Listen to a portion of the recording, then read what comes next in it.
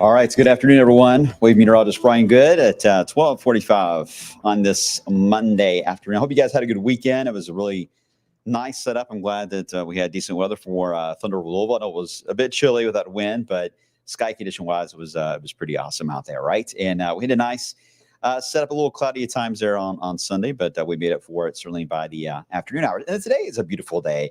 It's tomorrow night. We got a bit of rain, but overall fairly quiet this week. A lot of you already trying to make your plans. I get it as we head toward all the Derby Festival events. We've got Waterfront Wednesday starting and coming up on Wednesday for the season. So that's always big, right? So we have a lot of outdoor stuff that we need to cover. As meteorologists, this is our busiest time of the year, the most stressful time for us, as we have so many people coming into town, and monitoring the trends on how this is going to play out is absolutely important. So again, I'm going to cover all that and more coming up in a few moments. And I apologize if there's a bit of a stutter in the camera and the feed here today. I think I made the computer mad, so it may be a little glitchy. So if my voice doesn't match what I'm doing here for the maps, I apologize. But at least you guys get the idea. You can still hear me, I'm sure. If not, let me know.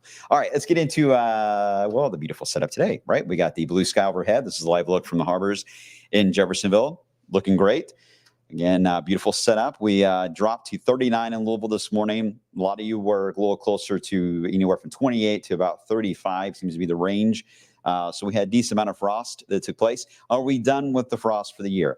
There is one more opportunity Wednesday night, Thursday morning, but it looks to be mainly up 71, and it looks much more patchy than what we had today. So if we get past that window, I think we're good for the season until we get into, say, October. So that's some good news there.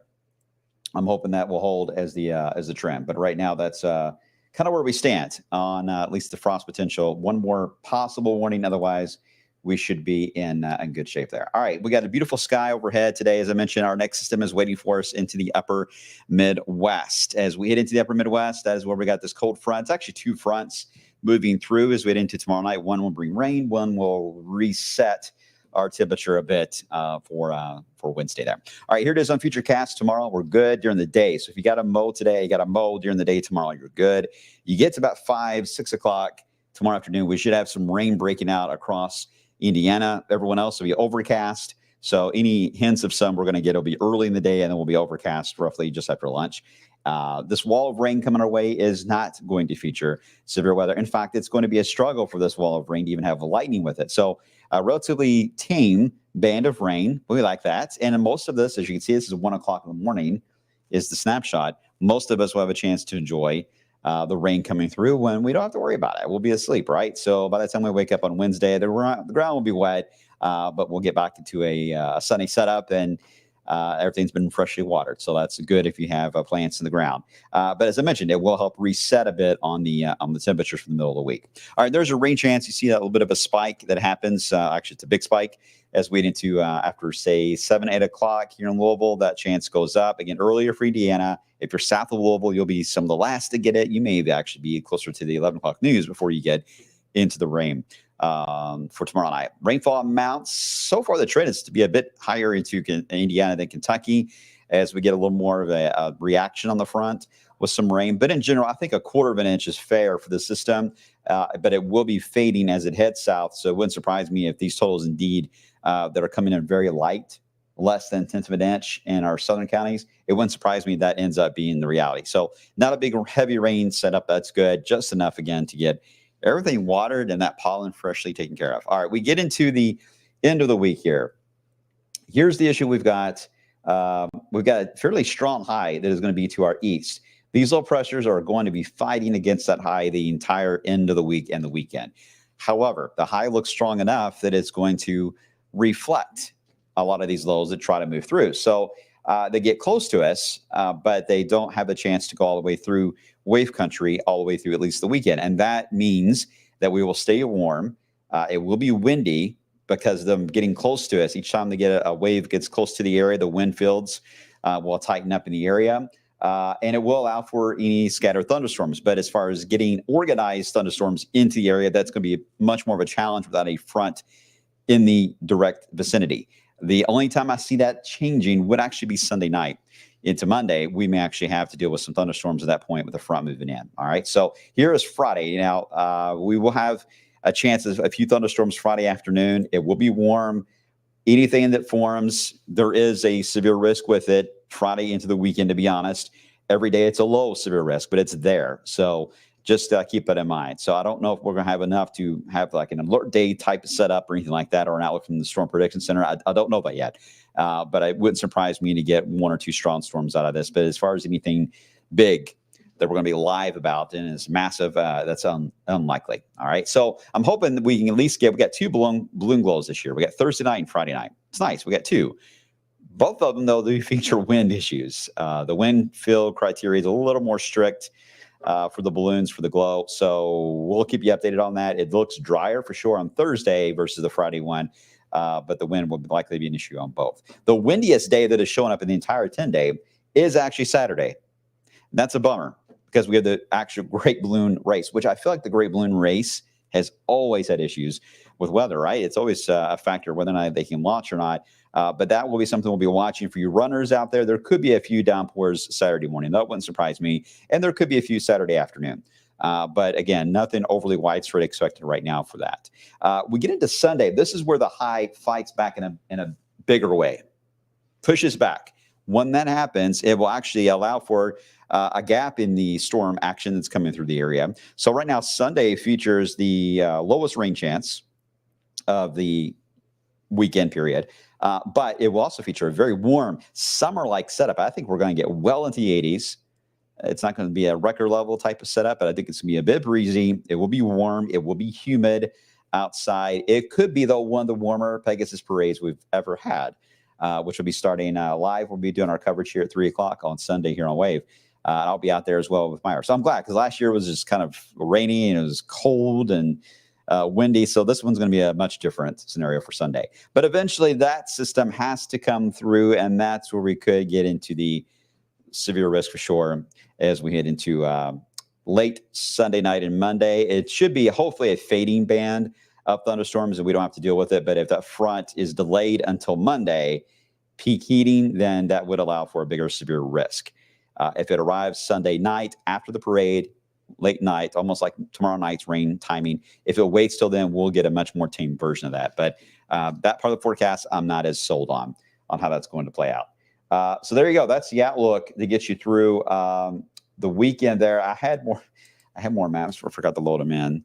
Sorry about that. It's been one of those days today. I apologize. But what I was going to show you, which is nothing major, it's just a severe outlook from the Colorado State. It has just a general outlook that will show up over the next few days. But overall, the bigger issue is going to be Missouri and Illinois. They're going to be battling much more of a severe risk. Again, they don't have as much protection from the high that we will have, so they will have to deal with constant showers and thunderstorms. We'll be on the edge of that train setup. We get into Derby week. Everyone's going to be asking about the Oaks and Derby setup in general. All I can tell you right now, it's still too far out of range to get too specific.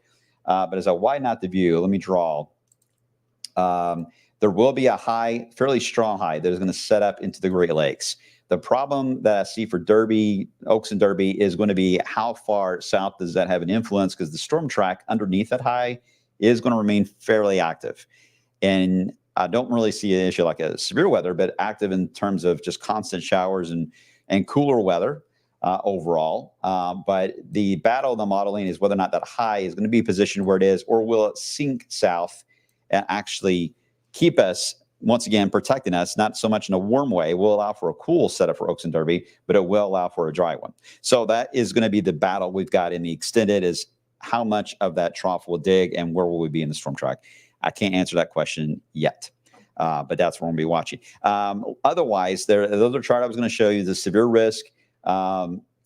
There's data on it showing spotty for the next week or so, but there is a signal that has been strong now for several model runs of the roughly 21st of May through about Memorial Day, keep showing up as a much more active period for the plains into the Ohio Valley. So big heads up on that, but that signal has been strong. It's hard to ignore that.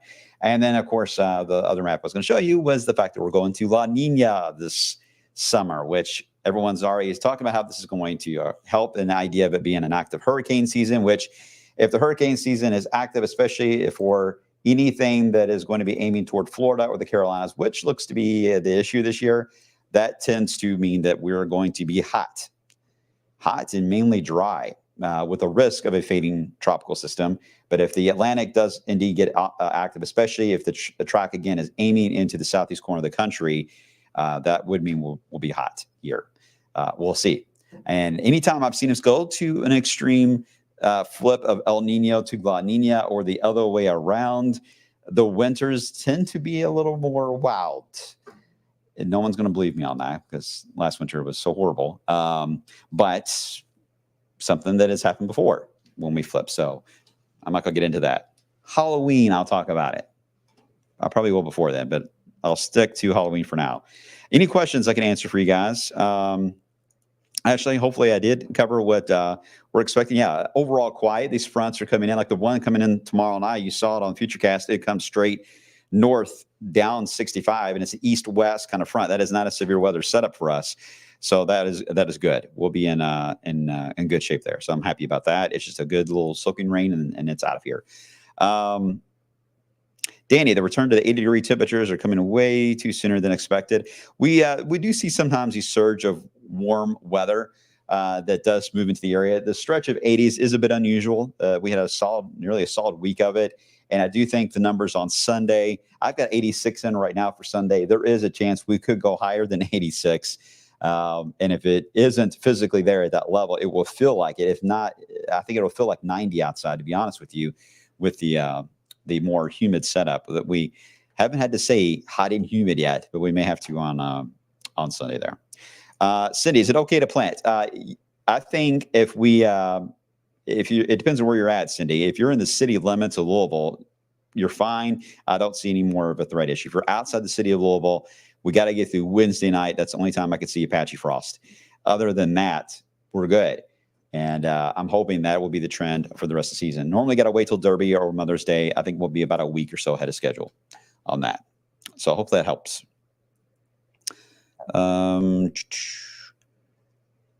Hello to Linda. Hope you're doing well. Hello, Dave and Jean. Western Kentucky. Okay. Yeah. Actually, you'll be in a better spot, Cindy, in West Kentucky. It's Northeast Kentucky, around Cincinnati, and up 71 that will be more at risk. So if you're in Western Kentucky, yes, I am going to go with it and say it is good to plant for you. So I'll stick to that. And if something gets hit with frost, you can send me a nasty letter. But I think West Kentucky is good. All right, guys. Everyone's kind of quiet. It's kind of a chill day, right? There's nothing much happening. It's fairly quiet. We've got a lot of the events later in the week, so that's what we need to focus on. Waterfront Wednesday, I think, will be fine. It will be cool. So plan for more of a 60-degree day and a bit of wind there at the Big Four Bridge if you're heading to that. And as we get into the balloon events, we'll be watching that. We've got, of course, the balloon race on Saturday, the marathon races. We've got the Pegasus Parade on Sunday. We've got the bed races coming up on Monday. 5-0 Tuesday next week. Got the Steamboat Race. We got Thurby. We got Oaks, and we got Derby. There's a lot to track every single day. And the series of fronts is something we'll be watching, and how that high dips down next week is key on that forecast. I'll leave it at that. I won't ramble today. I appreciate you guys watching as always. We'll have an updated look on that timing of that Tuesday front coming up on midday today, or actually at 3 o'clock for what time it is. And we'll get you covered on that. All right, guys. Thank you for watching. Get outside. Enjoy this beautiful weather today. Take your allergy meds. You're going to need them. Pollen count is running high. I'll see you coming up at 3 o'clock today there, guys. All right. Take care. Behave yourselves. And I'll see you soon.